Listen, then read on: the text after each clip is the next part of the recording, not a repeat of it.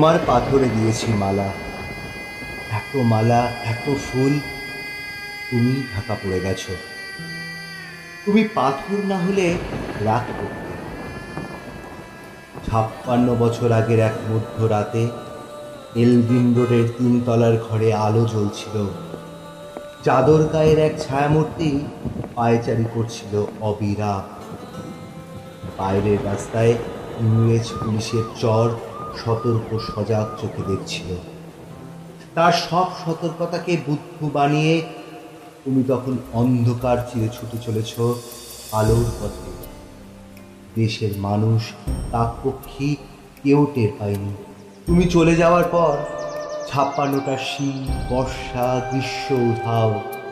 সেই থেকে প্রত্যেক জানুয়ারিতে পৃথিবীর এপাড়া ওপাড়া সব মাটিতে তোমার অনশ্বর পায়ের ছাপ, সব রাইফেলে তোমার বুকের বারুদ, সব কুচকাওয়াজে তোমার সেনার ছন্দ। পরশ পাথরের মতো স্বাধীনতাকে খুঁজেছে তোমার অন্তরে লুকিয়ে থাকা এপা। তোমার গন্তব্য ছিল স্বাধীনতা, তোমার পথ ছিল স্বাধীনতা, তোমার স্বপ্ন ছিল স্বাধীনতা, তোমার প্রেম ছিল স্বাধীনতা।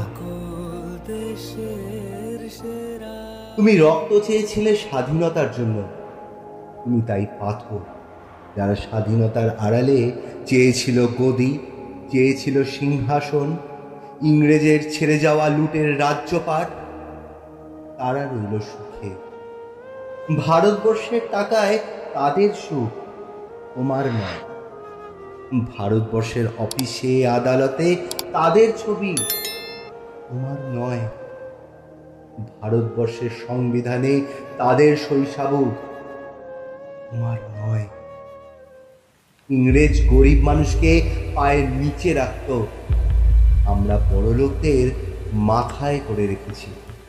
স্মাগলার কিংবা ডাকাতকে জোর হাতে সভাপতির আসনে আহ্বান করেছি। ইংরেজ এদেশের ধন সম্পত্তি লুট করত, আমরা দেশটাকেই বেছে দিচ্ছি।